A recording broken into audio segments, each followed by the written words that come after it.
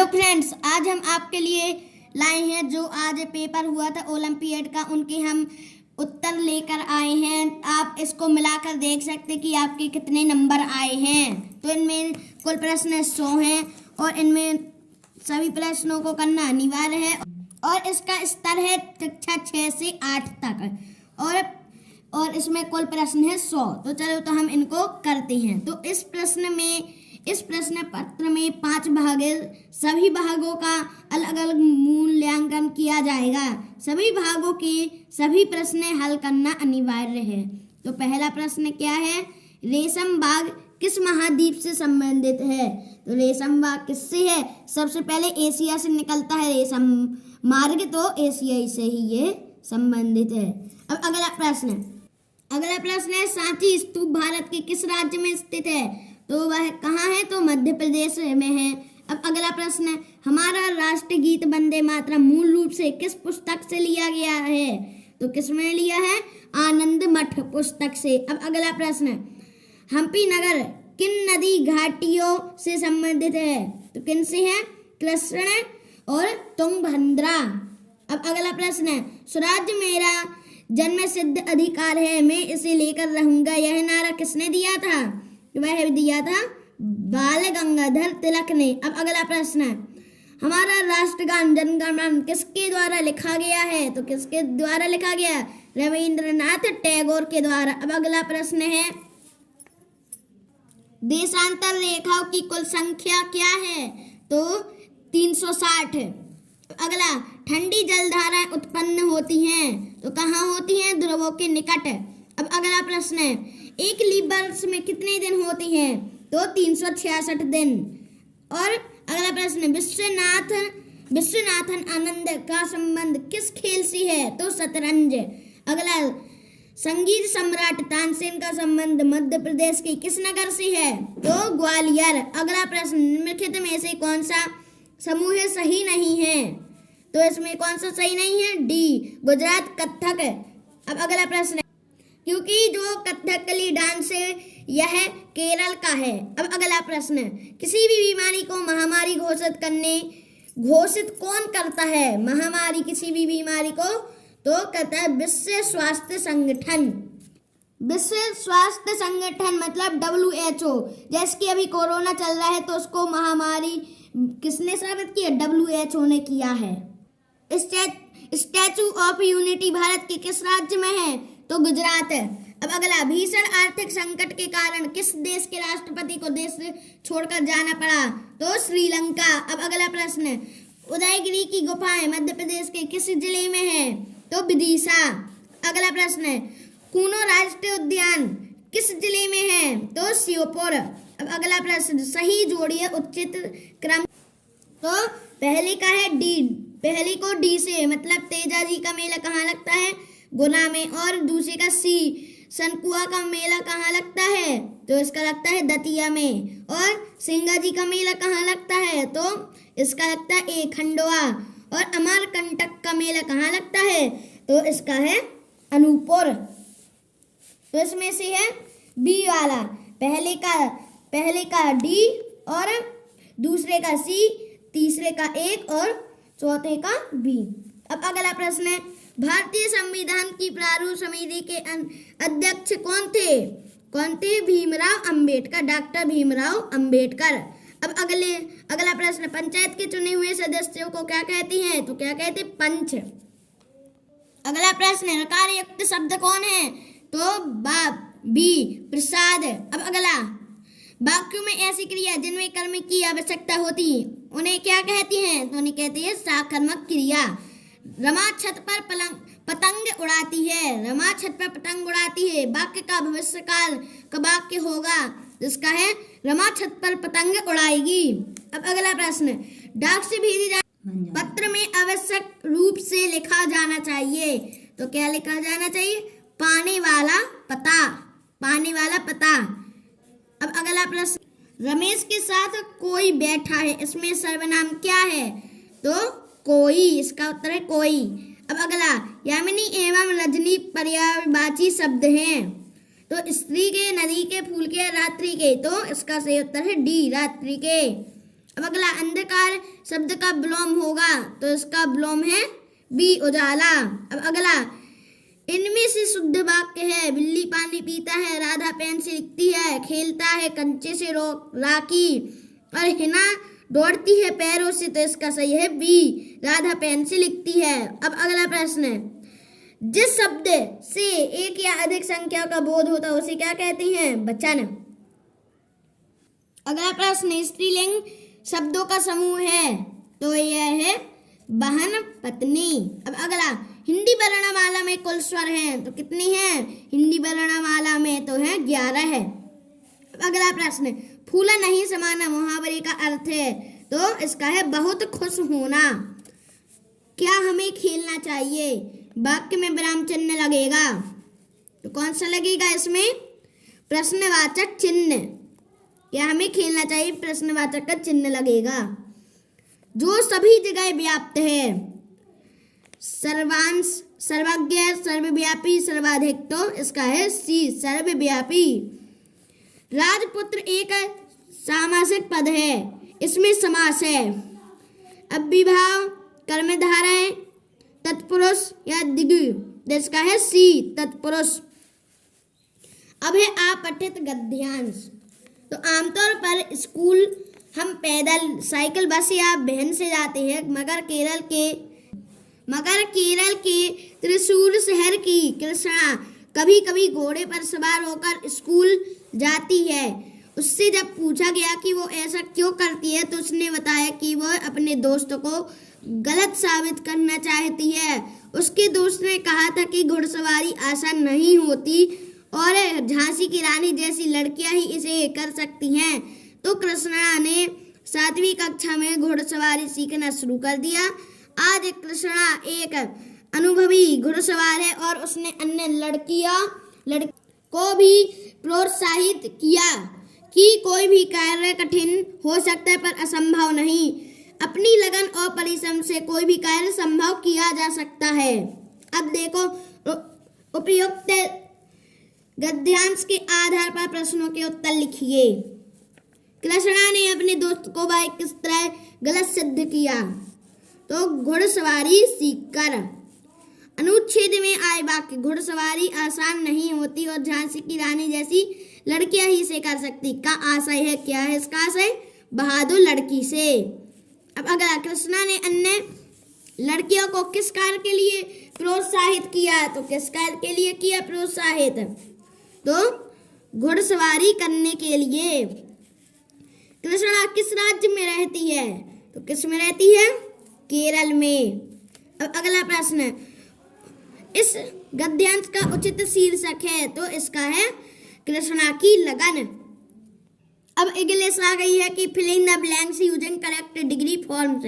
Raghu is the blanks boy in the class. तो क्या है? Biggest.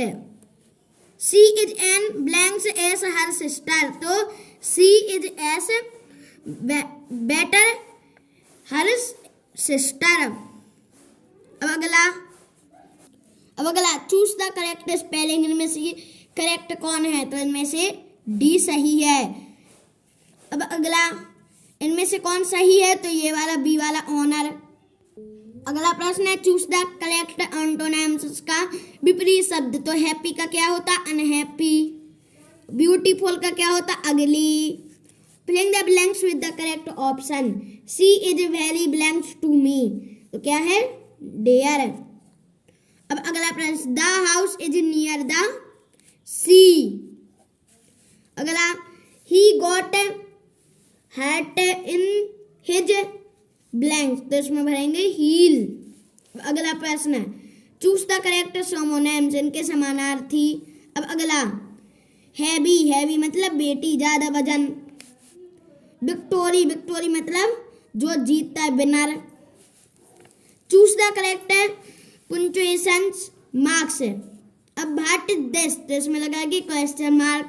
She is a student, इसमें लगाएंगे फुल स्टॉप मतलब बी। अगला, choose the correct verb form. तो रवि ब्लैंक्स हॉकी एवरीडे। तो Ravi pledge hockey everyday.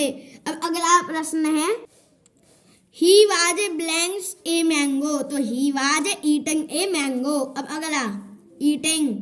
I have blank the match, तो I have won the match. Choose the collect rhyming word, तो इसमें से राइमिंग वर्ड कोट का boat, sail का tail. Choose the odd one out, में से एक अलग चुनना है। तो father brother sister singer, father sister brother ये परिवार के लोग हैं और ये सिंगर कोई भी बन सकता है। सिंगर मतलब जो गायक होता है। अब कार बस ट्रक बाइसिकल, तो इसमें से कौन है अलग? बाइसिकल। ये सभी पेट्रोल से चलती, लेकिन ये हमारे शरीर से चलती है। बीज से पौधा बनाने के लिए हमें इसमें वृद्धि होने के लिए हवा, मिट्टी, पानी के साथ साथ किस घटक का होना अनिवार्य है? तो सूर्य का प्रकाश। पौधों की दी गई वर्गीकरण तालिका को देखकर समूह आ और समूह बा के लिए सबसे उपयुक्त शीर्षक का चयन करें। तो इसमें समूह आ में है मनी प्लांट और एलोवेरा, समूह बा में गुलाब और गुलमोहर। तो इनमें क्या है उपयुक्त? गैर फूल वाले पौधे, तो इसका है सी। ये है ना, इनमें फूल नहीं लगते और इनमें फूल लगते, तो यह इसका उत्तर है। अगला प्रश्न, नीचे दिए गए ग्राफ को देखकर प्रश्न क्रमांक 63 व 64 के उत्तर निर्देशानुसार दीजिए। तो एक चूहे द्वारा कुल खाए गए फलों में से आम का प्रतिशत है। आम का देखिए यहाँ पर 4 है, तो यहाँ पर 4 का, तो इसको हम हल करेंगे। पहले हम इनको जोड़ेंगे, तो ये है, तो इनका योग कितना है? 20। और आम का कितना है? 4, तो 4/20 गुणे 100 कर देंगे। तो 1 शून्य से 1 शून्य और 2 से 10 5 बार, और 4 का गुणा 5 है, तो इसका सही उत्तर 20%। चूहे द्वारा सबसे कम खाने वाले फल का प्रतिशत है, तो उनका योग कितना था? 20%। और सबसे कम कौन सा खाया है? सेव फल, तो सेव फल का क्या है? 3, तो इसी का हम 3 गुणे 100, 3/20 गुणे 100। 1 शून्य से 1 शून्य, 20 से ये 5 बार, और 3 का गुणा 15, 3 का गुणा 5 हुई, तो 3 5 15, ये सही उत्तर है। ऊंचे पहाड़ों पर चढ़ते समय पर्वतारोही अपने साथ ऑक्सीजन सिलेंडर लेकर जाते हैं, क्योंकि पहाड़ों पर चढ़ते समय सांस लेने के लिए। अगला प्रश्न है, त्योहार के समय मधुबनी पेंटिंग की डिजाइन बनाने के लिए उपयोग किए जाते हैं। तो पिसे चावल का घोल, नील, हल्दी एवं फूलों के रंग, तो डी। अगला प्रश्न, ऐसा पक्षी बताओ जो स्वयं घोंसला नहीं बना था, दूसरे के घोंसले में अपना अंडा दे देता, तो वह है कौवा। जिस विलयन में कोई पदार्थ एक सीमा के बाद और अधिक ना घोला जा सके, ऐसा विलयन कहलाता है तो संतृप्त विलयन। पौधे के संपूर्ण भाग में जल का संचरण करता है, तो क्या करता है? तना। अगला, पी एवं क्यू में दिए गए अंगों में पाई जाने वाली संधियों की पहचान करिए। पी क्यू बराबर क्रमशः है पी कोहिनी घुटना, क्यू कंधा कूल्हा, तो इसका है बी उत्तर है। हिंज संधि, कंदुक, खल्ल का संधि। अब अगला, पहेली अपनी माँ को कपड़े सिलते हुए देखती है, तो उसके द्वारा सिलाई मशीन की सुई एवं उसके पहिए में कौन सी गति देखी? तो इसका उत्तर है ए। इसका सही उत्तर है वर्तुल और रेखीय गति। ये वर्तुल है इस सिलाई मशीन की, ये दोनों गतियां हैं। ये वर्तुल उसके पहिए की और रेखी उसकी सुई की। अगला प्रश्न, चुंबक में चुंबकीय आकर्षण सर्वाधिक किस क्षेत्र में लगता है? तो ध्रुवों पर सबसे ज्यादा लगता है। सी इसका शरीर की सबसे बड़ी ग्रंथि का नाम बताओ, उससे स्रावित होने वाला रस कौन सा है? तो इसका है अग्नाशय और पित्तरस। सही जीवी के बारे में कौन सा कथन सत्य है? तो ये इसका सही उत्तर है वे जीव जो साथ रहकर अपना आवास व पोषक तत्व एक दूसरे को बांटते हैं। अब अगला प्रश्न, मनुष्य मवेशियों की तरह सेलुलोज को नहीं पचा सकते, क्योंकि मनुष्य में आहार नाल नहीं पाई जाती, तो इसका उत्तर है सी, क्योंकि मनुष्य में अन्ननाल नहीं होती जिसमें जीवाणुओं द्वारा भोजन का पाचन होता है। इतनी बातें बात है, यह इसका सही उत्तर है। अगला प्रश्न है, केंद्र चारों ओर से किस पदार्थ से घिरा होता है? तो इसका सही उत्तर है कोशिका द्रव्य। अगला प्रश्न है, सोडियम क्लोराइड का लिटमस पेपर पर प्रभाव होता है? तो इसका उत्तर है डी, कोई प्रभाव नहीं पड़ता। विश्राम की अवस्था में किसी स्वस्थ वयस्क व्यक्ति की हृदय संवेदन दर सामान्यतः होती है? तो इसका उत्तर है 72 से 80 स्पंदन प्रति मिनट। 72 से 80 स्पंदन प्रति मिनट। चित्र में दो वाहन P और तथा Q की गति की दूरी समय ग्राफ पर दर्शाया गया है। इनमें से कौन सा वाहन अपेक्षाकृत तीव्र गति से चल रहा है? तो इसका उत्तर है ए, कार P की चाल Q से अधिक है। अगला, दिए गए कथनों को पढ़कर उत्तर दीजिए। वन औषधियों, इमारती लकड़ी आदि प्रदान करते हैं। वन नमी बनाए रखती हैं। वन मृदा अपरदन, मिट्टी के कटाव को रोकते हैं। जिसमें से कौन सा है? तो तीनों कथन सत्य हैं। अगला, निम्नलिखित संख्याओं में से संपूर्ण संख्या मतलब परफेक्ट संख्या है? तो इसका उत्तर है 6, क्योंकि अगर 6 के जो वो गुणनखंड ये हैं, ये के 2, 3 और 6 को जोड़ेंगे तो 12 है, और 6 का दुगना भी 12 होता है। ये दोनों समान है, इसलिए ये 6 एक संपूर्ण संख्या है। सबसे छोटी अभाज्य संख्या में सम संख्याओं में भाग देने पर शेष फल आता है। सबसे छोटी अभाज्य संख्या में से सम संख्याओं में भाग देने पर कितना आता है? 0। अब अगला प्रश्न है, किसी सप्ताह में एक कक्षा के 32 विद्यार्थियों की उपस्थिति निम्नानुसार है? तो किस दिन बच्चों की अनुपस्थिति कुल बच्चों की उपस्थिति की आधी है? तो सोमवार। इसमें 32 है, इसमें 16 है, तो 16 दूनी 32। एक समूह में कुल 48 व्यक्ति हैं, जिसमें से 12 व्यक्ति दूध, 16 व्यक्ति चाय और 20 व्यक्ति कॉफी पीना पसंद करते हैं। तो बताइए, चाय पीने वाले व्यक्तियों की कुल संख्या, कुल व्यक्ति की संख्या में से कौन सा भाग है? तो कुल व्यक्ति हैं 48, और हमें बताना है तो चाय पीते, तो चाय कितने पीते हैं? 16 व्यक्ति, तो 16/18। हम इनको काट देंगे तो 16/48, 16 से काट देंगे तो 1/3। ये इसका सही उत्तर है सी, 1/3। 2 वर्गों के क्षेत्रफल का अनुपात 16:9 है। उसके परिमाप का अनुपात होगा 4x4 कितने होते हैं? 16 है, और 3x4 होते हैं 12 है, तो इसका होगा 4:3। तो इसमें इसका क्षेत्रफल है 16 और इसका है 9, तो इसका हम भुजा निकालेंगे तो 4 और इसकी भुजा निकालेंगे तो 3, तो इसका ए इसका सही उत्तर है। अब अगला, अगर हम इसका परिमाप भी निकालते 4 चौको 16 और 3 चौको 12, ये उत्तर है। अब अगला प्रश्न है, संख्या 4 से बड़ी विषम संख्याओं में 4 से भाग देने पर शेष बचता है। संख्या 4 से बड़ी संख्या में अगर हम 4 से भाग देंगे तो उसमें से 1 और 3 बचता है। जैसे कि अगर 5 का 4 में भाग देंगे तो 1 शेष फल बचेगा, 4 का 7 में देंगे तो 3 शेष फल बचेगा, अगर और आगे करेंगे तो 1 और 3 ही बचेगा। अब अगला प्रश्न करते हैं, किन्हीं दो संख्याओं के लघुत्तम समावर्तक एवं महत्तम समावर्तक का गुणनफल दोनों संख्याओं के क्या होगा? गुणनफल के बराबर होता है।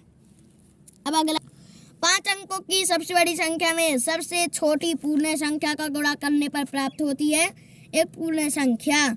5 अंकों की सबसे बड़ी संख्या लो, फिर उसमें सबसे छोटी पूर्ण संख्या का गुणा कर दो, तो 0 है सबसे छोटी पूर्ण संख्या, तो 5 अंकों की संख्या से गुणा करो तो 0 आएगा, तो पूर्ण संख्या इसका उत्तर है।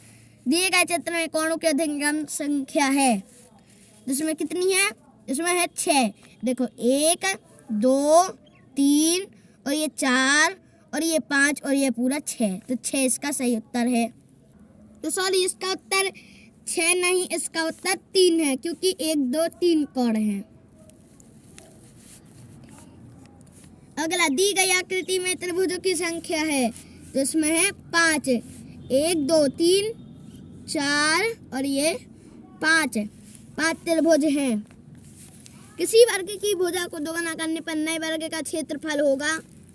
किसी भुजा जैसे कि उसकी भुजा 3 है, जैसे कि ये तरफ ये वर्ग है उसकी 3 भुजा, तो ये भी होगा, इसका क्षेत्रफल क्या होगा 9।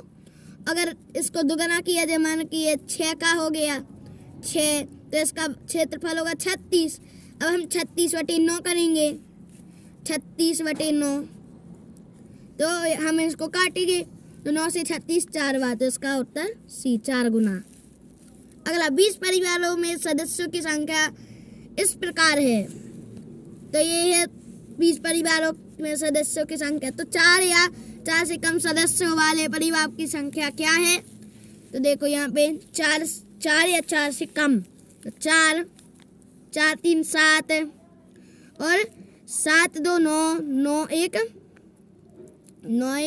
9। इसमें हमें परिवारों की संख्या ज्ञात करना, 4 या 4 से कम, तो 1 2 3 4 5 6 7 8 9 10 11 है, तो इसका उत्तर है 11 है। इसमें हमें अगर आप पैटर्न चुनना है तो इसमें 1, इसमें 2 है उल्टा है, इसमें 3 सीधा है, तो इसमें उल्टा होगा, और वो भी 4 के साथ, 1 2 3 4, तो 20 का सही उत्तर है। अब अगला 50 मिलीमीटर पानी से भरी मापक जग में कंचा डालने पर पानी का स्तर 60 ml तक पहुंच जाता है, तो उसी 50 लीटर पानी में भरे मापक में जग के कितने कंचे डालने पर पानी का स्तर 90 ml तक पहुंच जाएगा। तो इसमें 90, इसका 50 ml का ये है जग भरा है, और इसमें 90 ml तक चाहिए, तो 90 में से 50 घटाएंगे तो 40 ml, इसमें 40 ml आ गया। एक कंचा 10 ml तक भरता है, तो इसको 10 के से भाग देंगे, तो इसका उत्तर 4 कंचे आ जाएगा। ये है सी 4, इसका सही उत्तर है। यदि संकेत बराबर 3 विद्यार्थी हैं तो 12 विद्यार्थी को किस प्रकार प्रदर्शित किया जा सकता है, तो चौथे वाले से, ये 3 ये 4, इसका 4 × 12। अगला प्रश्न, एक बच्चे ने संख्या 90 × 69 को 90 × 79 लिखकर हल कर दिया, उसके परिणाम में कितना अंतर होगा, तो इसमें से हम 79 में से 69 घटा देंगे तो 10, और 10 का गुणा 90 में तो 900, इसका सही उत्तर आ जाएगा। यदि एक टाइल्स की माप 30 × 30 सेंटीमीटर है, तो एक 9 × 5 मीटर माप के कमरे के फर्श को पूरी तरह ढकने के लिए कितनी टाइल्स की आवश्यकता होगी, तो इसको हम करेंगे कि 9 को हम, तो पहले हम 9 को हम सेंटीमीटर में बदलेंगे तो 900, 5 को बदलेंगे तो 500, और 30 × 30 रख देंगे। एक शून्य से हम 1 शून्य काट देंगे, 1 शून्य से 1 शून्य, और 3 से 9 काट देंगे 3 बार, और 3 से 3 काट देंगे 1 बार, तो 1 × 500 होते हैं 500, तो 500 टाइल्स की जरूरत पड़ेगी। अगला प्रश्न, कितने 1/4 मिलकर आधा बनेंगे, तो कितने 1/4 ये है, तो 2/4 1 आधा बनेंगे तो 2। 99 समीकरण 2p धन 5 बराबर 11 का हल है, तो इसको हम लगाएंगे 2p धन 5 बराबर 11 है, तो 2p बराबर 11 - 5, तो 2p बराबर 6, p बराबर 6/2, यहाँ पे गुणा में है तो यहाँ पे भाग में, तो 2 से 6 3 बार, तो p बराबर 3 आ जाएगा। इसका ए सही उत्तर है। एक कक्षा में आम एवं अंगूर पसंद करने वाले बच्चों का अनुपात 3:2 है, तो यदि अंगूर पसंद करने वाले बच्चों की संख्या 10 हो तो आम पसंद करने वाले बच्चों की संख्या क्या, तो इसको हम कैसे हल करेंगे, देखो 2 बराबर 10 है, और 1 बराबर कितना होगा 5, तो 3 बराबर कितना होगा 15, तो इसका उत्तर भी 15 है। आप अपने नंबर मिला के देखें कि आपको कितने नंबर मिले, और हमें कमेंट्स कर बताइए कि आपको कितने नंबर मिले। यदि आपको यह वीडियो अच्छी लगी तो इस चैनल को सब्सक्राइब करें, साथ ही इस वीडियो को लाइक करें। Thanks for watching this video.